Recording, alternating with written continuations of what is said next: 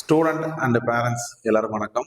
இன்னைக்கு நம்ம சிஏ கல்வி இந்த வீடியோவில் என்ன பார்க்க போறோம்னா, நீட் யூஜி 2025 எக்ஸாமினேஷனோட நம்மளுக்கு எக்ஸாம் முடிஞ்சிருச்சு, ஓஎம்ஆர் வந்துருச்சு, ப்ரொவிஷனல் ஆன்சர் கீ வந்துருச்சு, ஃபைனல் ஆன்சர் கீயும் ரிசல்ட்டும் என்னைக்கு வருதுன்னு இந்த வீடியோவில் நம்ம பார்க்க போறோம். சரிங்களா?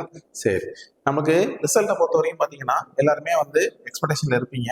இருந்தாலும் ப்ரீவியஸ் இயர்ல எப்போ வந்துச்சுன்னு பார்த்தீங்கன்னா 2023 நீட் எக்ஸாம் ரிசல்ட் பார்த்தீங்கன்னா ஜூன் 6 2023 ஓஎம்ஆர் வந்துருந்துச்சு.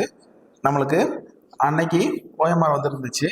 அதுக்கப்புறம் ரிசல்ட் பார்த்தீங்கன்னா நம்மளுக்கு 13th ஜூன் வந்துருந்துச்சு. சரிங்களா? இதுல இருந்து ஒரு 7 நாள் கழிச்சு நம்மளுக்கு ரிசல்ட் வந்துருந்துச்சு. ஓகே தானே? இதுல இருந்து ஒரு 3 நாள்ல நம்மளுக்கு கொஸ்டின் பேப்பர் கீ சேலஞ்ச் எல்லாமே கொடுத்துருந்தாங்க. அதுல 13th ஜூன் நம்மளுக்கு ரிசல்ட் வந்துருந்துச்சு. ஓகேவா? ஓகே. நெக்ஸ்ட் பாத்தீங்கன்னா 2024 பாத்தீங்கன்னா நம்மளுக்கு எக்ஸாம் பாத்தீங்கன்னா முடிஞ்சது. நம்மளுக்கு ஓஎம்ஆர் பாத்தீங்கன்னா 29/5 நமக்கு ஓஎம்ஆர் டிஸ்பிளே பண்ணியிருந்தாங்க. அதுல இருந்து 3 நாள் நம்மளுக்கு என்ன கொடுத்துருந்தாங்க பாத்தீங்கன்னா நம்மளுக்கு question paper answer key challenge பண்றதா கொடுத்துருந்தாங்க.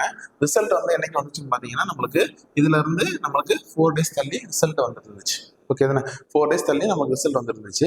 அதுக்கப்புறம் போன வருஷம் ரிசல்ட்டோட டிஃபிகல்ட்டிஸ் எல்லாமே பார்த்து மால் ப்ராக்டிஸ் அதுன்னு சொல்லிட்டு கோர்ட்ல போய் திருப்பி கேஸ் போட்டிருந்தாங்க.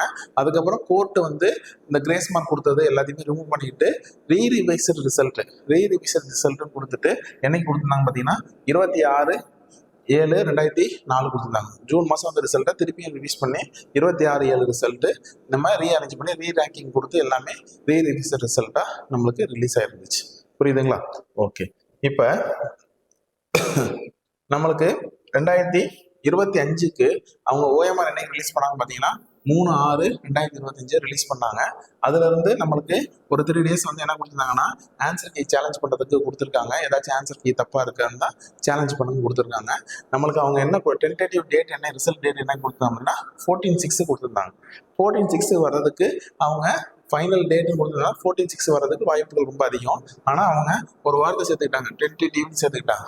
அந்த டென்டேட்டிவ்னு சேர்த்ததுனால நம்மளுக்கு இதுல இருந்து கால்குலேஷன் பண்ணும்போது ரிசல்ட் வர்றதுக்கு வாய்ப்பு பார்த்தீங்கன்னா 9/6/2025 டு நம்மளுக்கு 12/6/2025 வர்றதுக்கு வாய்ப்புகள் அதிகம்.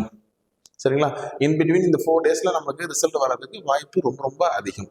ஏன்னா நம்ம ப்ரீவியஸ் இயர்ல ஆன்சர் கீ சேலஞ்ச் முடிச்சதுல இருந்து ஒரு 4 daysக்குள்ள நமக்கு ரிசல்ட் வந்திருக்கு. இந்த வருஷமும் அதே மாதிரி 4 days வச்சிருந்தோம்னா நம்மளுக்கு 9/6 இருந்து 12/6 ரிசல்ட் வர்றதுக்கு வாய்ப்பு இருக்கு.